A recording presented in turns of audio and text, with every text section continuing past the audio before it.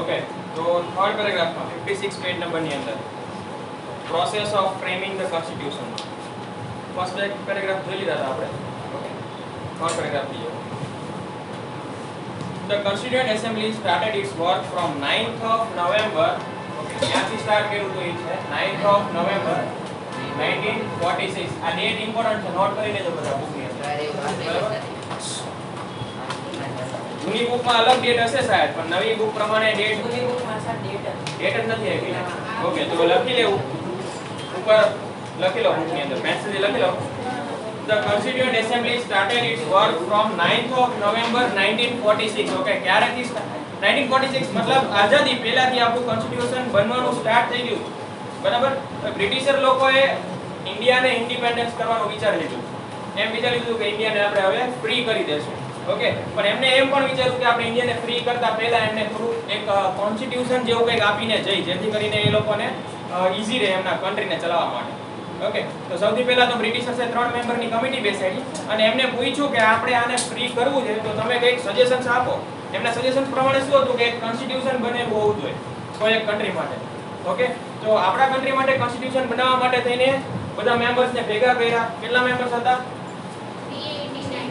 389 members માં ઘણા બધાના નામ જોયા હતા આપણે જવાહરલાલ નહેરુ છે આંબેડકર ભીમરાવ આંબેડકર છે રાજેન્દ્ર પ્રસાદ છે સરદાર વલ્લભભાઈ પટેલ બહુ બધા લોકો ભેગા થયા ફ્રોમ અલગ different locations from different religion different caste ના બહુ બધા લોકો ભેગા થયા ઓકે અને કોન્સ્ટિટ્યુશન બનાવવાનું સ્ટાર્ટ કરી દીધું ઓકે so total 380 members હતા and they started their work from 9th of November 1946 okay The Constituent Assembly met for 166 sessions. Total 166 sessions કર્યા. અલગ 166 meeting. Okay, session means અલગ meeting કરી. In the due over the period of કેટલો time લાગ્યો એને? 2 years.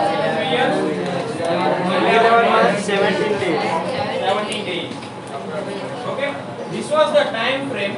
So તમે જોશો almost 3 years. બરાબર almost 3 વર્ષ જેટલો ટાઈમ લાગ્યો કોન્સ્ટિટ્યુશન બનવાની પાછળ શું કામ આટલો બધો ટાઈમ લાગ્યો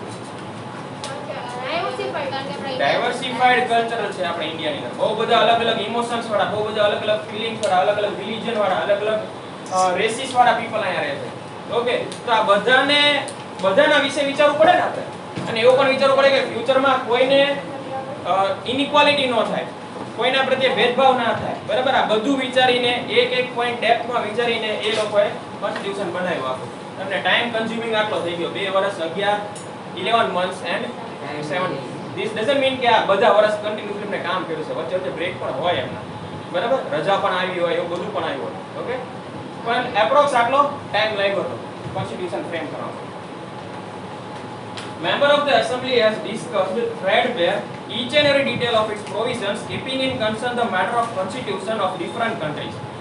એમને શું વિચાર્યું પેલા તો બહુ બધા જો મેઇન છે ને કોન્સ્ટિટ્યુશન સ્ટાર્ટ કરી દે કેવું બનેલું હોવું જોઈએ કેવું સ્ટ્રક્ચર હોવું જોઈએ એ બધા માટે થઈને છે ને એમને બહુ બધા કન્ટ્રીઝના કોન્સ્ટિટ્યુશન રીડ કર્યા બરાબર એટલે ઇન્ડિયાનું કોન્સ્ટિટ્યુશન બનાવવા માટે બહુ બધા કન્ટ્રીઝને રીડ કર્યા છે બહુ બધા કન્ટ્રીઝના કોન્સ્ટિટ્યુશનને રીડ કર્યા છે ઓકે અને એ બધા કોન્સ્ટિટ્યુશનમાંથી થોડો પાર્ટ આપણે ભેગો કરીને આપણા કોન્સ્ટિટ્યુશનમાં એડ કર્યો ઘણો પાર્ટ આપણે એવો પણ એડ કર્યો કે જેને મોડિફાઈ કરીને એડ કર્યો ડાયરેક્ટ એડ નથી કરી ઘણા પાર્ટ આપણે ડાયરેક્ટ એડ કરી દીધા ઓકે ઘણા આપણા જૂના કોન્સ્ટિટ્યુશન એક 1935 માં એક કોન્સ્ટિટ્યુશન બ્રિટિશર્સે બનાવ્યું હતું ઇન્ડિયામાં મિની કોન્સ્ટિટ્યુશન એમાંથી થોડાક પોઈન્ટ લીધા બરાબર તો આવી રીતે બધું ભેગું કરીને આખું વાસ્ટ કોન્સ્ટિટ્યુશન બનાવ્યું છે એમને ડીપ પોઈન્ટ સુધી લીધા જે પણ પોઈન્ટ કે જે પણ વર્ડ હોય એને એલાબોરેટ કરીને ડીપ મીનિંગ લીધા અંદર કોન્સ્ટિટ્યુશન કે કાલ જતા એ પોઈન્ટ નો કે એ મીનિંગ નો કઈ મિસયુઝ ના થાય બરાબર threadbare had discussed threadbare means in deep okay લખવું તો લખી લેજો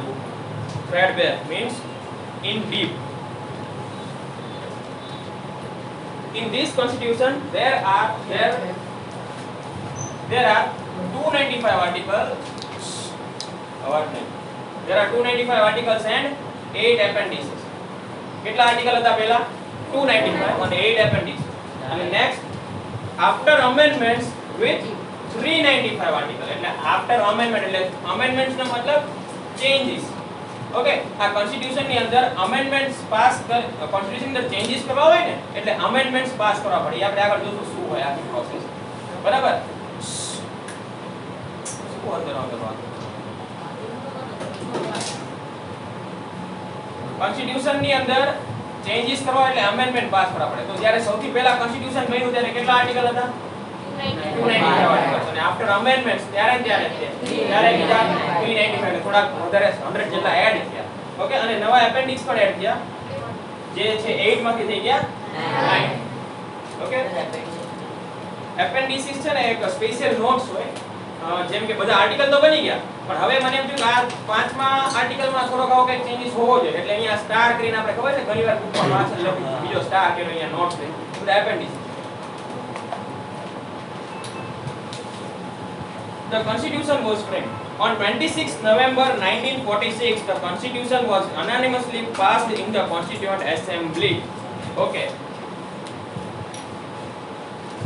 Finally, 26 November 1949. હવે આપણે આઝાદી તો મળી ગઈ બરાબર, તો 14th ઓગસ્ટ 1947 ની રાત્રે જો કોન્સ્ટિટ્યુઅન્ટ એસેમ્બલીએ કામ કરવાનું ક્યારથી ચાલુ કરી દીધું હતું? 9th of November 1940. that means before independence. આપણને આઝાદી મળી એના પહેલા આપણું કોન્સ્ટિટ્યુશન બનવાનું સ્ટાર્ટ કરી દીધું હતું આ બધા લોકોએ ભેગા મળીને બરાબર.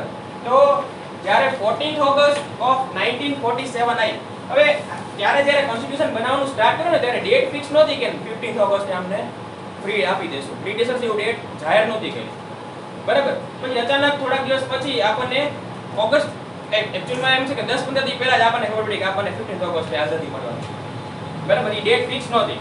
ઓકે, તો આપણે કોન્સ્ટિટ્યુશન બનાવવાનું સ્ટાર્ટ કરી દીધું પણ એવું વિચાર્યું હતું કે કોન્સ્ટિટ્યુશન આખું બની જાય ને પછી આઝાદ કરીને જશે બ્રિટિશર્સ પછી જશે બરાબર. પણ એક્ચ્યુઅલમાં પછી વચ્ચે થઈ ગયું કે બહુ બધા આપણા ફ્રીડમ ફાઇટરના પ્રેશરથી છે ને બ્રિટિશર્સે એવું વિચારી લીધું કે હવે વહેલા જવું પડશે કારણ કે બધા બહુ આપણે બધા પ્રેશર કરતા હતા કે હવે અમને છોડો નામકરણ અને વિદ્રોહ બહુ વધી ગયા બરાબર છેલ્લે એટલે બ્રિટિશર્સે 15th ડેટ નક્કી કરી 15th ઓગસ્ટ ઓફ 1947.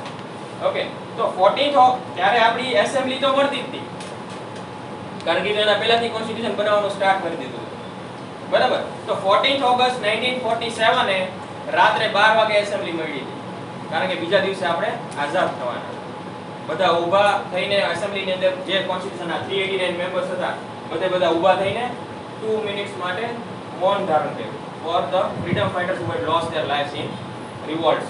ઓકે, આપણા આઝાદી માટે જેને લોકોએ લોસ્ટ ધેર લાઇફ એના માટે બધાએ મૌન ધારણ કર્યું 2 મિનિટ અને પછી એમને ડિક્લેર કરી દીધું કે now India is a free. Okay, now India is a free country એટલે હવે બ્રિટિશરના માંથી ગુલામીમાંથી આપણે છૂટી ગયા.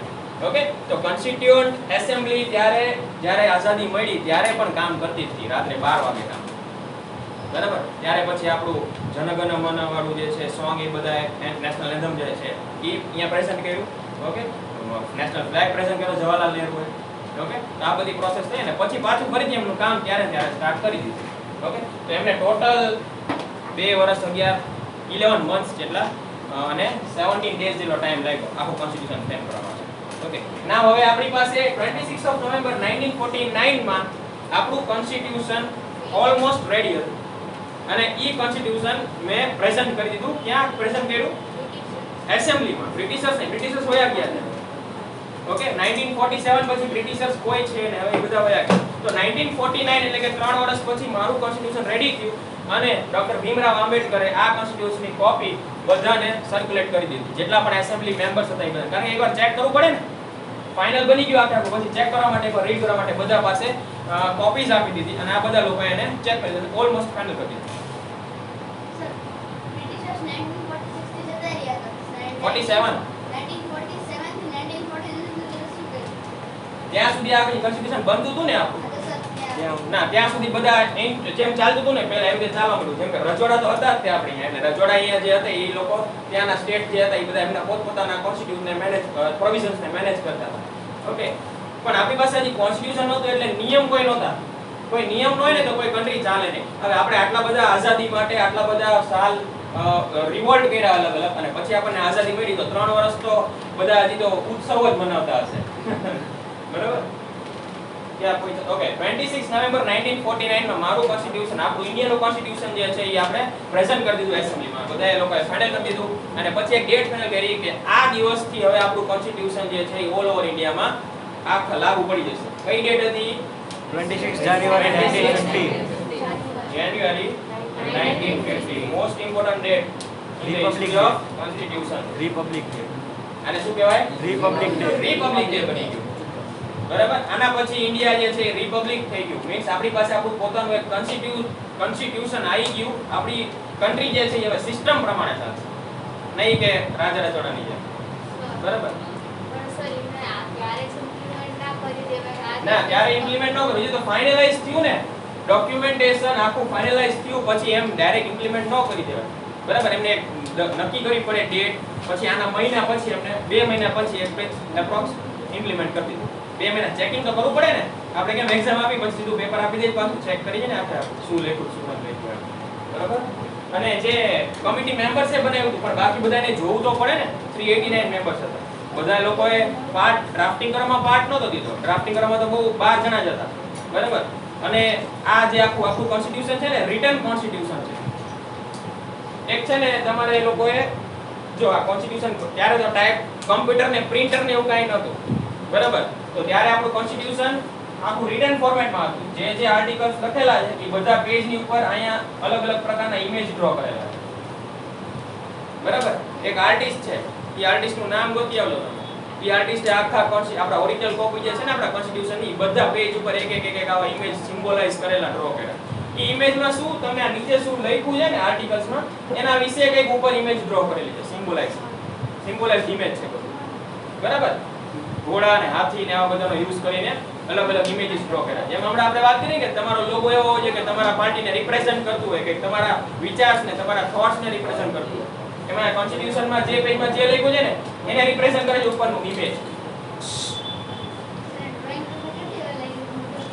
આ બધું 3 વર્ષમાં બધું પૂરું થઈ ગયું. આખું કોન્સ્ટિટ્યુશન રેડી કર્યું. બધા પેજમાં એને ડ્રોઈંગ કર્યું હતું. બરાબર. અને ફરતી અહીંયા બોર્ડર્સ આપેલી હતી.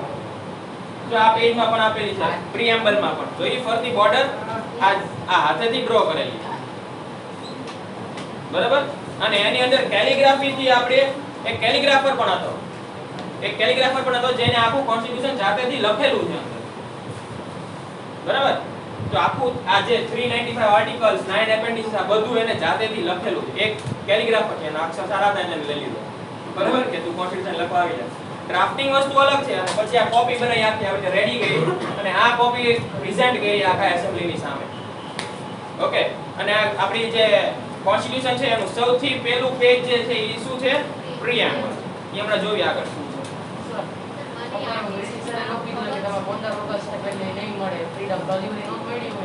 ના બ્રિટિશર્સે નક્કી કર્યું આપણને એટલું બધું આપણે ઉપર નીચેથી આપણા બધા મોટા જે લીડર્સ હતા ફ્રીડમ ફાઇટર્સ હતા એ બધાનું એટલું બધું પ્રેશર હતું કે એટલીસ્ટ એટ ધ એન્ડ બ્રિટિશર્સે જવાનું હતું. બરાબર. એમને નક્કી કરી લીધું કે આ છોડવાનું છે. એટલે તેમને કમિટી બેસાડીને એમ કીધું કે તમે કંઈક વિચાર કરો કે આમને ફ્રી કરી પછી કેવી રીતે એ ચલાવી શકશે કામ. બરાબર. આર્ટિસ્ટનું નામ શું છે? R K Rao. તમે બધા ફાઇન્ડ કરતા હોજો. મને એક્ઝેક્ટ યાદ નથી. અરે રાવ નથી સાહેબ. કેલિગ્રાફર કેસ કે આ જો બધા ઇમેજીસ ડ્રો કરી ગોતતા હોજો કાલે. કેલિગ્રાફર કોણ હતો? આર્ટિસ્ટ કોણ હતું? બરાબર. આપણે કાલે ડિસ્કસ કરીશું. દેવ છે. ઓ અવાજ આવે. સર 15 ઓગસ્ટ ઇન્ડિપેન્ડન્ટ ઇન્ડિયા અને 14 ઓગસ્ટ પાકિસ્તાન બન્યું. આપણે શું થયું? ફાઇનલાઇઝ કેવી રીતે થયું કે આમને આઝાદી ગઈ પણ પાકિસ્તાન અલગ કરીને પછી એવું થયું હતું ને. એટલે આગલા દિવસે 14 ઓગસ્ટે પાકિસ્તાન ગયું અને 15 ઓગસ્ટે આપણને આઝાદી મળી. બટવારો ક્યારે થયો? 14 ઓગસ્ટે અને 15 ઓગસ્ટે આઝાદી મળી. ઈદ વર્ષે સેમ ઈ જ આગલો દિવસ જ થયો. સેમ યર સેમ બધું છે. ત્યારે તો ત્યાં સુધી તો 14 ઓગસ્ટ 1947 સુધી તો આખું ઇન્ડિયા પાકિસ્તાન બધું એક જ હતું. હિન્દુસ્તાન પછી 2 બટવારા પડ્યા.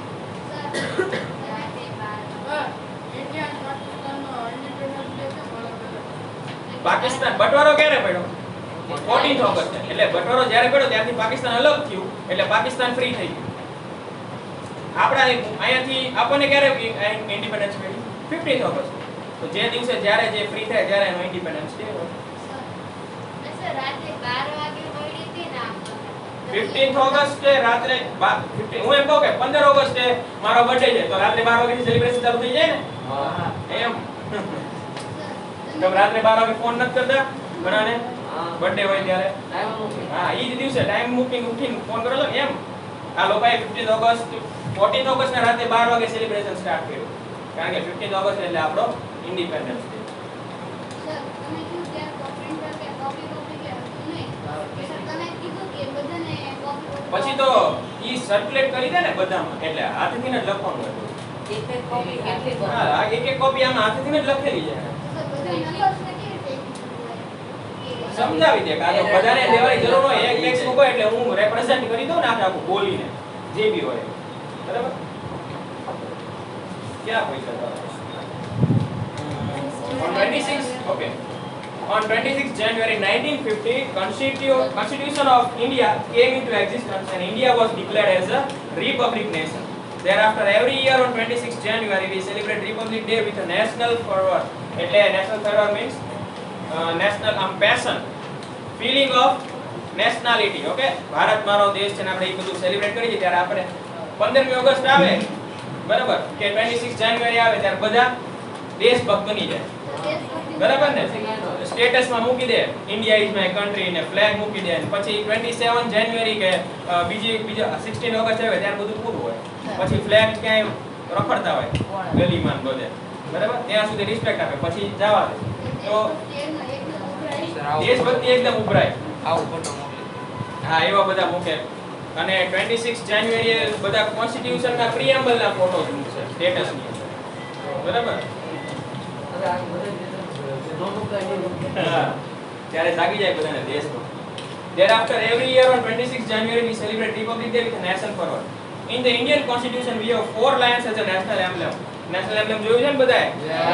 National emblem ક્યાંથી લીધેલું છે આપણું? ક્યાંથી લીધેલું છે? કેવું છે? ઓકે પહેલા એમ નેશનલ એમ્બ્લેમ કેવું છે? Moon lion. Fight lion છે. Facing in every direction. North, west, east, south બધી બાજુ એક એક લાયન નું ફેસિંગ છે બરાબર. હા અશોકાનું પિલર હતું. અશોક રાજા જે હતો ને એને બહુ બધી જગ્યાએ એવા પિલર્સ મૂક્યા હતા એની ઉપર આ ઈ સ્તંભની ઉપર આવા એમ્બ્લેમ મૂકેલા હતા ત્યાંથી આપણે લીધેલું છે બરાબર. અને 4 લાયન્સ છે પણ આપણે જોવી તો ત્યારે કેટલા દેખાય? 3 જ દેખાય બરાબર. એક પાછળની સાઈડ જે છે એ આપણને વ્યૂ ના થાય ઓકે પણ એક્ચ્યુઅલમાં છે કેટલા? 4. And national slogan Satyam Ev Jayate. Satyam Ev Jayate meaning truth will always win. The Constitution provides for citizenship. The Constitution provides for citizenship, rights and duties of the people, directive principle of the state policies, union-state relations, elections and emergency provisions. એટલે Constitution ની અંદર આપણે એ લોકોએ શું drafting કરીને શું બનાવ્યું છે ને એનું ખાલી એક આઈડિયા આપ્યો છે. The Constitution provides for citizenship કે કોઈ પણ વ્યક્તિને સિટીઝનશિપ આપવી હોય તો એને કયા કયા ક્રાઇટેરિયા કયા નોર્મ્સ ફોલો કરવા પડશે ઈ કોન્સ્ટિટ્યુશન ની અંદર લખેલું છે. સેકન્ડ છે rights and duties of the people. બધા પીપલને ફ્રીડમ અલગ અલગ રાઇટ્સ આપ્યા છે હક અલગ અલગ ડ્યુટીઝ આપી છે. આપણે ડ્યુટીઝ શું આપી છે? કોઈ તમારી કન્ટ્રી રિલેટેડ તમારી કોઈ ડ્યુટી છે? શું? ટેક્સ ભરવાનો. હા એ ડ્યુટી કહી શકાય પણ એ તો એક રૂલ છે. ડ્યુટી છે ને આમ ઓલામાંથી આવી જાય સ્વચ્છ ભારત અત્યારે છે બરાબર પણ આમ મેઇન જોવા જાવ ને તો રિસ્પેક્ટ અવર એલ્ડર્સ નહીં ટુવર્ડ્સ નેશન ની વાત છે. Respect our national flag. Respect our national flag. Respect our national anthem. આપણે જનગણ મન સ્ટાર્ટ થાય તો બધા ઊભા થઈ જાય છે ને રિસ્પેક્ટમાં બરાબર. અને આપણો ફ્લેગ કઈ નીચે પડ્યો હોય તો આપણે ઉઠાવીને ઉપર મૂકી દઈએ. મોરલ ડ્યુટીઝ છે બરાબર. આપણને અંદરથી એવું આવવું જોઈએ કે ફીલિંગ આવી જાય ઓકે. પ્લસ ડ્યુટીઝ જો તમે ઘણીવાર એવું પણ થાય કે ફ્લેગ ને અપમાન કરો ને તો તમને જેલ પણ થઈ શકે. સર તમે કોઈને મીન્સ કે રિલાઈન આપો ને કે 7 દિવસ તમને જેલ થાય 2011 ને એ પણ પકડાય કેવી રીતે? લોક જોવે એના ઉપર કેસ કરે ને તો થાય 7 વર્ષ જેલ થાય. 4 લાયન્સ 4 એમ્બ્લેમ નથી 4 લાયન્સ લાઇન્સ છે એમનો એક જ છે. 4 લાઇન્સ રિપ્રેઝન્ટ ઈ કરે છે કે અશોકા જ્યારે હતો ત્યારે એને પિલર બનાવ્યો, સ્તંભ બનાવ્યો અને 4 લાઇન્સ અલગ અલગ દિશામાં ફેસિંગ કરતા મૂક્યા હતા. એટલે ઈ શું સિમ્બોલાઇઝ કરે છે કે મારી જે પ્રજા જે છે એના માટે હું ચારેય દિશામાં જ્યાં પણ હશે અહીંયાથી હું એને ન્યાય આપીશ. બરાબર? I will be equal to every people in every direction. Okay, બધી બાજુ મારી નજર છે એમ. ગમે ઇન્ડિયામાં તો એને સિટીઝનશિપ નથી હોતો, 5 વર્ષ રહેવું પડે. સે 5 વર્ષ શું કરવાનું? કઈ બિઝનેસ કે કઈ હોય તો જ રહેવાનો છે ને, એમને તો કઈ રહેવાનું નથી. પ્રોપર્ટી પછી લઈ શકે સિટીઝનશિપ મળ્યા પછી. કોઈ કોઈ જગ્યાએ નોકરી કરતા કોઈ મોટી મલ્ટીનેશનલ કંપની છે ત્યાં હું ચાઇનાથી વર્કર્સ લાવીશ કે એન્જિનિયર્સ લાવીશ, બરાબર? તો એ લોકો અહીંયા સેટલ થશે, બરાબર? જ્યાં સુધી કંપની હવે ચાલવાની છે ત્યાં સુધી એ લોકો રહેવાના છે. તો એમને 5 વર્ષ રહીને પછી સિટીઝનશિપ માટે એપ્લાય કરી શકે. એમને રહેવું હોય તો, પણ પાછું જવાનું જોઈએ તો પછી કઈ મતલબ નથી. આગળ જો પછી directive principles of the state policies, union state relationship, elections and emergency provisions. આ બધું કોન્સ્ટિટ્યુશન ની લખેલું છે અને આ બધા પોઈન્ટ આપણે આખા પેરેગ્રાફ પાછળ આવે ડિટેલમાં ઇલાબોરેટ કરેલા છે. 395 છે આર્ટિકલ 38 અત્યારે 395 એટલા જ હા. 395 વધી ગયા છે, એપ્રોક્સ 412 ની આજુબાજુ કંઈક છે અત્યારના, અને એપેન્ડિસિસ જે વધીને 12 થઈ ગયા, બરાબર? 402 કે 12 છે એક્ઝેક્ટ મને આઈડિયા નથી જોઈ. પણ આ જ્યારે સ્ટાર્ટ થયું ત્યારે કેટલા હતા? 395. પછી ઘણા બધા આર્ટિકલ્સ એડ થયા છે, ઘણા બધા આર્ટિકલ્સ કાઢી પણ લીધા છે, જે યુઝફુલ નહોતા એ બધા આર્ટિકલ ડિલીટ પણ થયા છે. શું ઇંગ્લિશમાં લખેલું? જો એની કોન્સ્ટિટ્યુશન ની અંદર લેંગ્વેજ પણ આપેલી છે. પહેલા ઇંગ્લિશમાં લખાણું, બરાબર? હવે કોન્સ્ટિટ્યુશન ને માન્યતા નેશનલ લેંગ્વેજ ની અંદર ઘણી બધી લેંગ્વેજ ને માન્યતા મળી છે. ઈ બધા લેંગ્વેજ ની અંદર કોન્સ્ટિટ્યુશન ની પછી પ્રિન્ટ થઈ. ઓકે, પણ મેઇન જે છે ઇંગ્લિશમાં લખેલું છે અને ઇંગ્લિશ ની અંદર જ એને એક એક વર્ડ ને ઇલાબોરેટ કરીને સમજાવેલા. Thus, the Constitution of India is the most detailed and elaborated national document. આપણું જે નેશનલ ડોક્યુમેન્ટ કહેવાય ને, આ તો કોન્સ્ટિટ્યુશન એટલે નેશનલ ડોક્યુમેન્ટ કહેવાય, બરાબર? તો મોસ્ટ ઇલાબોરેટેડ એટલે ઇલાબોરેટેડ મીન્સ એક્સપાન્ડેડ, ડીપમાં સમજાયું હોય ને એવા. ઓકે,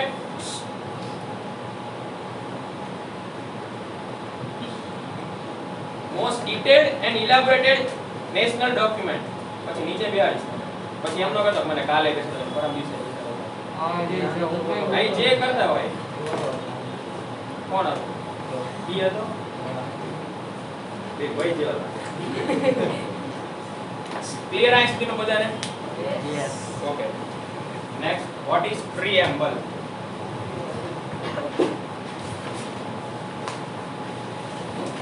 કોણ વાંચશે પ્રીએમ્બલ? Sir. પ્રીએમ્બલ વાંચવાનું છે ઊભા થઈને.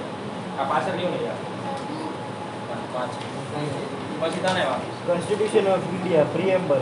We, the people of India, having solemnly resolved to constitute India into the sovereign, socialist, secular, democratic republic, and to secure to all its citizens justice, social, economic, and political, liberty of thought, expression, belief, faith, and worship, equality of status, of opportunity, and to promote among them all fraternity, assuring the dignity of the individual and the unity and integrity of the nation. In our Constituent Assembly, the 26th day of November 1949, do hereby adopt, enact, and give to ourselves this Constitution. જો પ્રીએમ્બલ એટલે શું છે? આ પ્રીએમ્બલ ની અંદર છે ને તમને બેઝિક આઈડિયા આવી જાય કે કોન્સ્ટિટ્યુશન ની અંદર શું છે.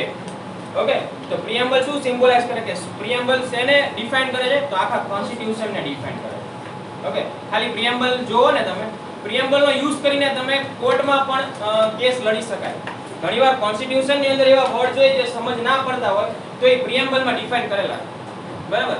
તો આપણું જે પ્રીએમ્બલ રહ્યું આની અંદર તમે આ ત્રણ વર્ડ છે ને, જે સોશિયાલિસ્ટ, સેક્યુલર અને જો સોશિયાલિસ્ટ, સેક્યુલર અને નીચે છે ફ્રેટર્નિટી વાળો જે લાઈન છે ને એની અંદર and integrity.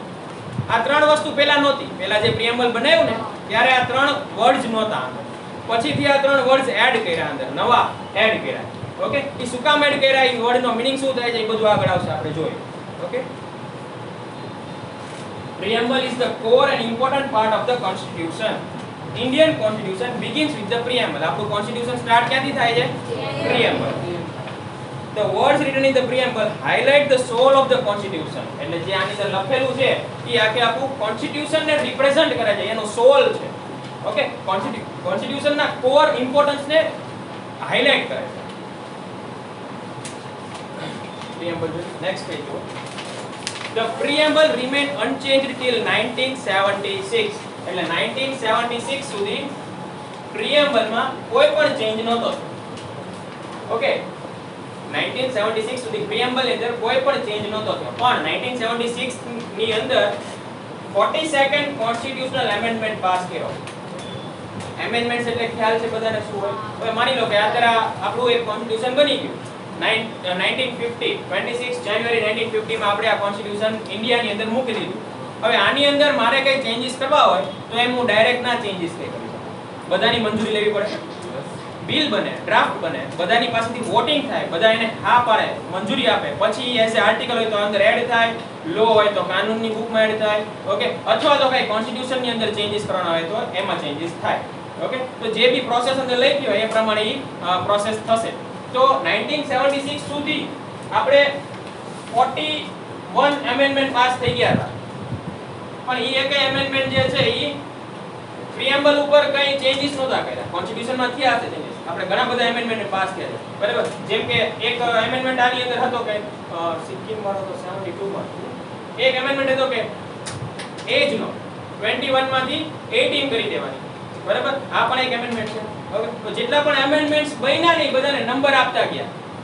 Okay, first, second, third, fourth એવી રીતે અલગ અલગ ચેન્જીસ જેટલા બી થયા એ બધાને નંબર આપતા ગયા. અને નંબર આપતા પછી 42nd એમેન્ડમેન્ટ એક આવ્યો ને એની અંદર આપણે શું કર્યું? પ્રિએમ્બલ ની અંદર 3 વર્ડ્સ નવા એડ કર્યા. ઓકે, કયા કયા વર્ડ્સ છે? The words socialist, secular and unity. જો અહીંયા થોડો ભૂલ છે બુક ની અંદર. હા, યુનિટી એડ નથી થયું. યુનિટી ઓલરેડી હતું જ. એટલે સોશિયલિસ્ટ, સેક્યુલર બરાબર છે, ખાલી ઇન્ટિગ્રિટી એક નવો એડ થયો. ઓકે, તમે આગળ જો પ્રિએમ્બલ કાઢો બધા. જો આમે બોક્સ કર્યા છે ને એ બધા નવા એડ થયા. સોશિયલિસ્ટ, સેક્યુલર, અને જે નીચેની લાઈન છે ફ્રેટર્નિટી વાળી એની અંદર યુનિટી ઓફ ધ નેશન હતું, એના બદલે શું થઈ ગયું? Unity and integrity of the nation. Okay, એટલે 3 વર્ડ આવી રીતે એડ થયા હતા. કયા એમેન્ડમેન્ટ એક્ટ થી આ 3 વર્ડ એડ થયા હતા? તો કે 47 amendment act in the year 1976. Okay, આ યાદ રાખવાનું છે બધાએ. 19 હું એમ પૂછું કે પ્રિએમ્બલ ફર્સ્ટલી ચેન્જ ક્યારે થયો હતો? 1976 માં. કયા એમેન્ડમેન્ટ થી? 42nd amendment. ઓકે,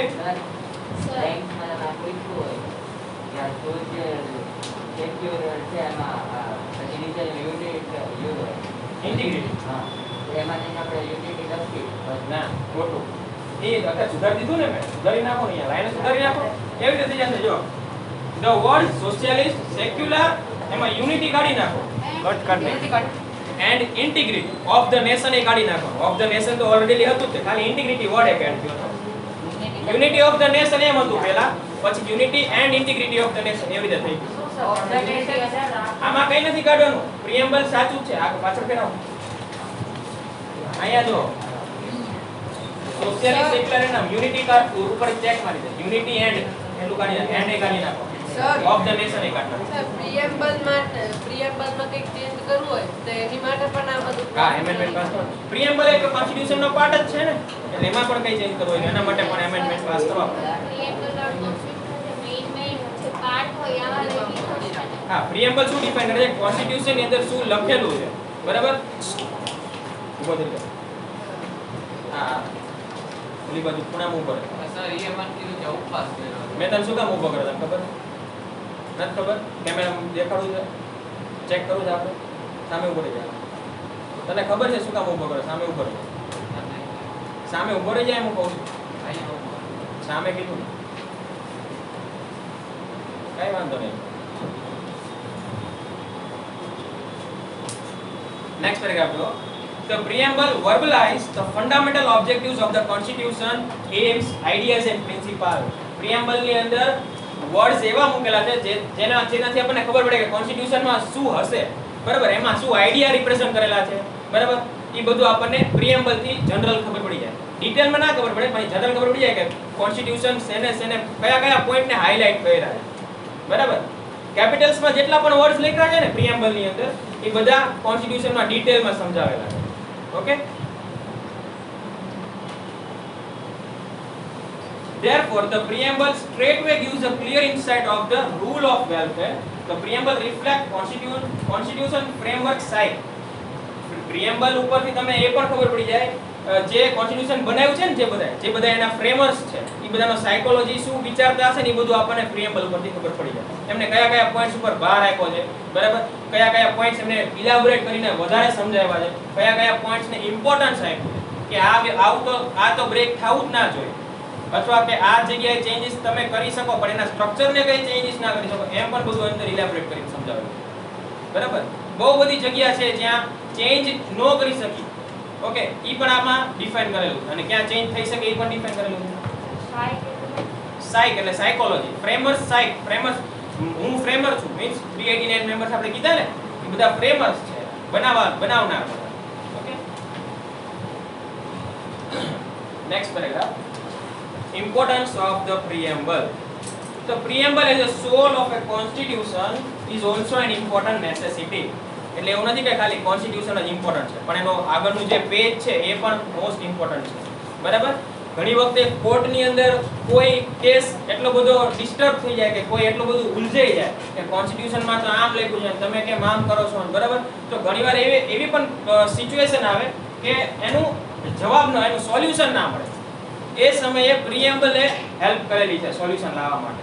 એવા કેસીસ છે અલગ અલગ, બરાબર. કોર્ટની અંદર એવા અલગ અલગ કેસીસ બનેલા છે જેમાં પ્રિએમ્બલનો યુઝ કરીને ન્યાય મળેલો છે પીપલને, બરાબર. પ્રિએમ્બલમાં લખેલું છે એ પ્રમાણે કે હું લડી શકું. ઓકે સર, પ્રિએમ્બલમાં સોવરેન છે એનો મીનિંગ શું થાય? આગળ આવશે, બધા વર્ડ આવશે.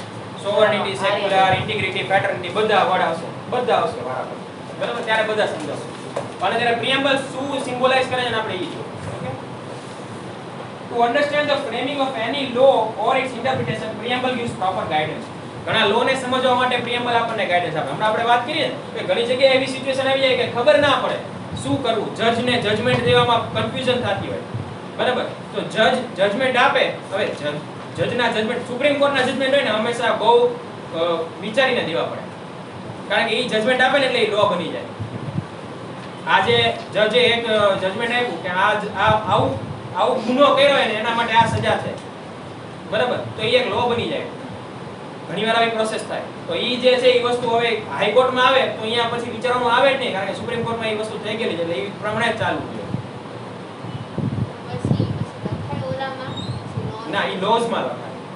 ઈ હાઈકોર્ટનું સેશન આખું જ્યુડિશિયરી ડિપાર્ટમેન્ટ આપવું, બરાબર. તો આ જે વસ્તુ છે ઈ પણ ઈ આપે ક્યાંથી જજમેન્ટ દેવું હોય મારે, બરાબર. મને ખબર છે સાચું, મને ઈ ખબર ન હોય કે સાચું છે ખોટું કોણ છે, કોન્સ્ટિટ્યુશનમાં પણ મારાથી ક્લિયર ન થતું હોય કે આ કેવી રીતે આનો જજમેન્ટ આપવું મારે, તો એ સમયે પ્રિએમ્બલ ઘણીવાર યુઝફુલ થયેલા છે. એ આપણે એક્ઝામ્પલ આપશું તમને, આખો કેસ દેખાડશું કે કેવી રીતે આ જગ્યાએ આવો પ્રોબ્લેમ આવ્યો ત્યારે પ્રિએમ્બલે કેવી રીતે યુઝ થયો જજમેન્ટ દેવા માટે, બરાબર.